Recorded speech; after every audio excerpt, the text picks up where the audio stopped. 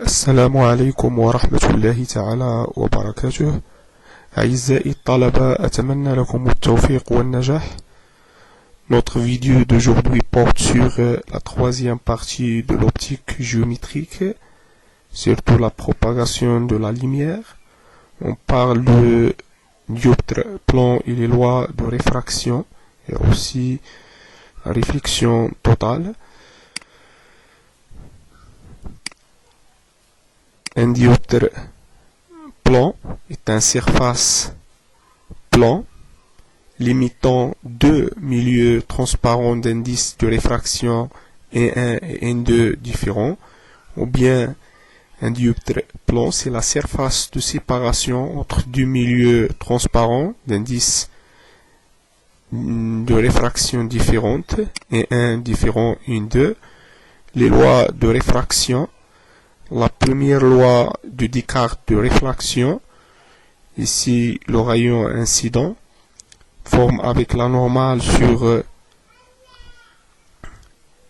la surface de séparation, le plan d'incidence. Donc ici c'est le rayon réfracté. Donc la première loi, c'est le rayon réfracté reste dans le même plan d'incidence, c'est-à-dire le plan déterminé par le rayon incident et la normale, ou bien le rayon incident et le rayon réfracté existant dans le même plan. La deuxième loi de réfraction de Descartes, donc ici l'angle d'incidence est 1 et ici le rayon réfracté constitué avec la normale l'angle de réfraction I2, et c'est ça la surface de séparation de deux milieux homogènes et transparents d'indice N1 et d'indice de réfraction N2. Alors d'après la deuxième loi de Descartes de réflexion, on écrit E1, l'indice de réfraction du milieu 1, fois sinus de I1, égale aussi N2, c'est l'indice de réfraction du milieu 2, fois sinus de I2, avec I2 sur l'angle de réfraction dans le milieu 2. Donc ici, on peut remarquer que cet angle d'incidence il est grand, donc l'indice de ce milieu il est petit, et ici c'est l'indice de réfraction est grand et l'angle il est petit. Donc un exemple, un rayon lumineux arrive avec un angle d'incidence I1 égale 27 degrés Celsius, et 27 degrés plutôt, sur un dioptre séparant du milieu d'indice N1 égale 1,2 et le milieu d'indice N2 égale 1,4. Quel est l'angle de réfraction? Donc on applique la deuxième loi de réfraction, deuxième loi de Descartes de réfraction, c'est-à-dire N1 fois sinus du I1 égale N2 fois sinus du U2, c'est-à-dire que on détermine I1, U2, c'est-à-dire I2 égale sinus moins 1 de N1 sur N2 fois sinus de I1. Donc l'application numérique, on trouve I2 égale 22,9 degrés.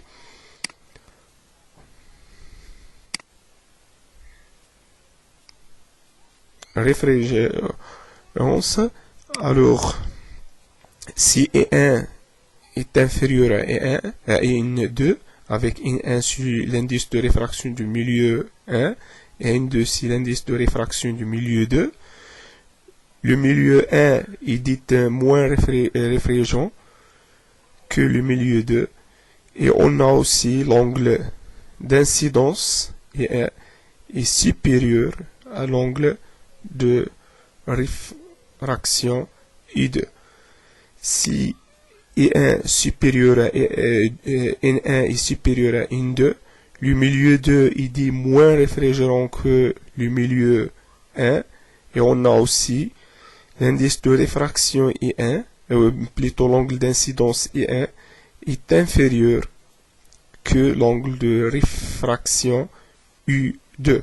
Donc, toujours on peut remarquer que quand l'indice de réfraction est grand, l'angle est petit, et l'inverse. Soit dans le milieu d'incidence ou bien le milieu de réfraction.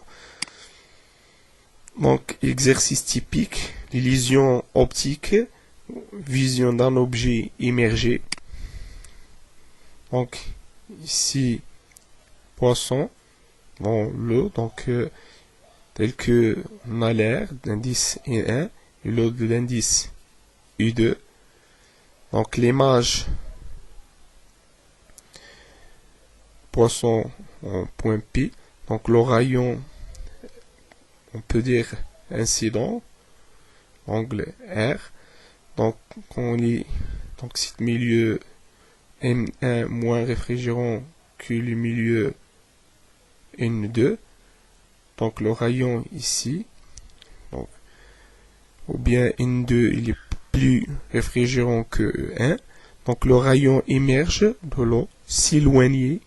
Donc, émerger ici, s'éloigner et de la normale. Alors que ça, c'est l'image pour le cerveau d'un homme sur la surface ici. Donc, le cerveau suppose ni moins que le rayon se prolonge, se propage en ligne droite, donc en image ici. Alors pour un homme là, croit que le poisson existe là, par contre dans la réalité il est ici au point P. Donc nous pouvons calculer ça d'après la deuxième loi de Descartes de réfraction. Donc à partir de deux images réelle et l'image apparaît. Donc, on peut écrire ici, c'est tangente de R égale O'O' sur R, ce qui implique que O'O' égale H fois sinus de R. Et aussi pour là, donc, c'est O'O', donc sinus de E égale O'O' sur H', ce qui implique que O'O' et aussi O'O' égale H fois tangente de R égale aussi H' fois tangente de I. Ce qui est permis d'écrire que tangente de R sur tangente de I égale H' sur H. Donc, si O'O' est faible devant H, c'est-à-dire faible distance horizontale par rapport à la profondeur dans l'eau. Donc on peut approximer tangente de I en radien égale à peu près I en radien, et aussi sinus de I égale I en radien. Et de même pour tangente de l'angle de réfraction, tangente R égale à peu près R en radien, et aussi sinus de R égale à peu près sinus de R égale R en radien. Donc, d'après la deuxième loi de réfraction, bien deuxième loi de Descartes de réfraction, N1 fois sinus de I égale N2 fois sinus de R, ce qui permet d'écrire que N1 sur N2 ici égale sinus de R sur sinus de I, ainsi que donc ici ainsi que N1 sur N2 égale tangente de R sur tangente de R sur tangente de I. Et on divise par cos, et ici par cos du I. Et donc, ou bien, donc facile à voir ça. Donc, ce qui est permis d'écrire aussi, puisqu'on a dit sinus de R égale à R, et aussi sinus de R égale à R, et tangente de R égale à R. Ce qui est permis d'écrire ici, c'est sinus de R égale tangente de R en radien, et de même pour sinus de I égale tangente de I. Et à partir de deux relations, nous pouvons déduire que N1 sur N2 égale H1 sur H2, c'est-à-dire le milieu N2 plus réfrigérant que le milieu 1, c'est-à-dire cet rapport-là inférieur à 1, ce qui implique que H' est inférieur à H. C'est-à-dire, ça c'est l'image apparente. Donc, et l'image réelle se trouve à cette là. Pour cela, quand on capte un poisson dans l'eau, ne jamais arriver à ça parce que l'image est approchée, l'image apparaît et approchée de quelques distances. D'autres exemples, l'expérience du bâton brisé. Donc ici, quand on met un bâton dans le cuve contient de l'eau, cet bâton apparaît comme il est brisé sur la surface de l'eau. Donc si l'image elle est là, par contre dans la réalité existe ici en X, mais l'image apparaît en R. Donc un observateur qui existe ici, il apparaît comme il est brisé sur la surface de la Terre, et qui n'est pas, ne reflète pas la réalité. Alors, on parle aussi de réflexion totale. Donc, lorsque la lumière passe d'un milieu plus réfrigérant à un milieu moins réfrigérant, par exemple ici, c'est l'eau et l'air.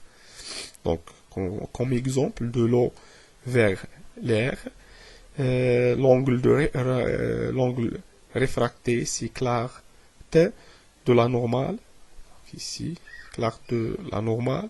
Puis l'angle d'incidence augmente, plus l'angle de réfracté augmente aussi, et moins que le faisceau transmis, réfracté, est intense. Il a perdu l'énergie, alors que le rayon réfléchi en gagne.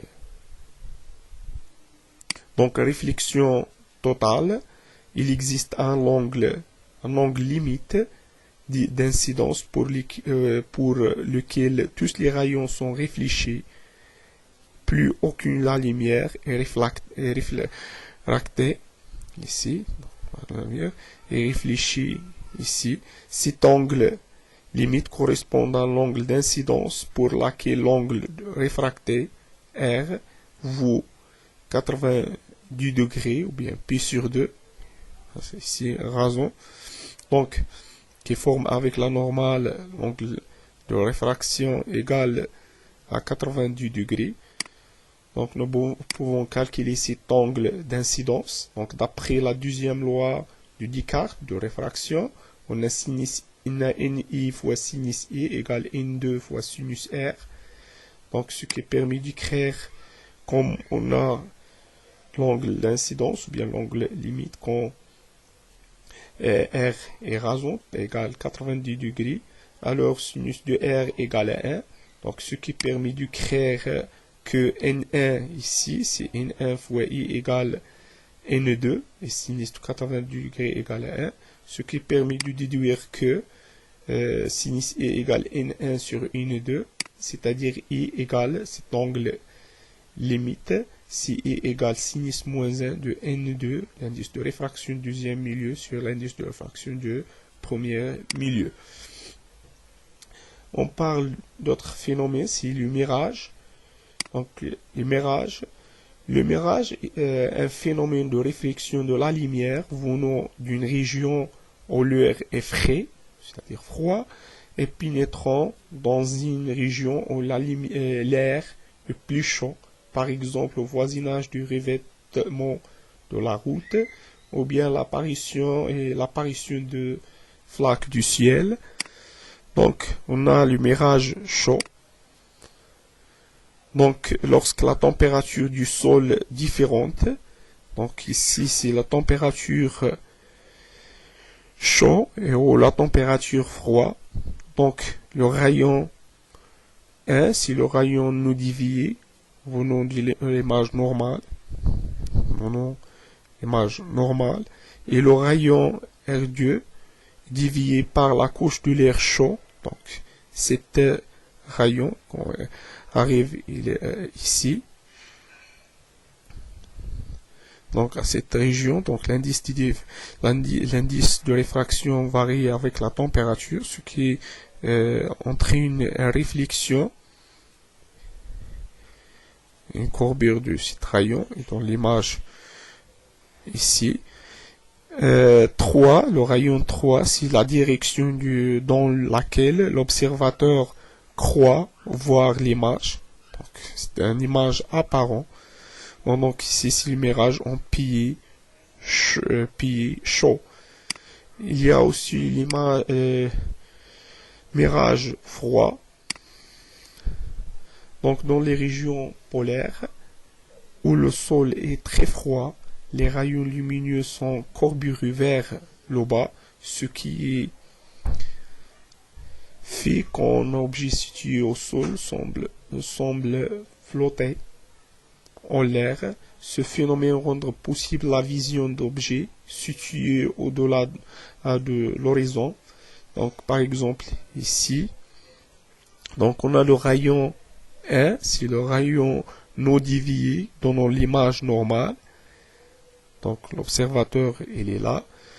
Donc le rayon ici qu'on arrive, c'est l'indice de réfraction, il est grand, le milieu est chaud, c'est le mirage chaud, du milieu froid vers le milieu chaud. Donc courbure sur rayon ici, et dans l'image il est là, c'est le rayon dévié par les couches de l'air chaud. Donc ici, dans ce point comme, il y a un phénomène de réflexion. Mais la direction dans laquelle l'observateur croit l'image existe là, c'est le rayon 3. Donc ici, en parlant de mirage en pilier froid. بهذا ننهي هذا الفيديو. أتمنى أن ينال إعجابكم، ولا تنسوا الاشتراك في القناة والتقاسم مع الأصدقاء تشجيعا لنا على المزيد من العطاء. والسلام عليكم، أتمنى لكم التوفيق والنجاح، وفقكم الله.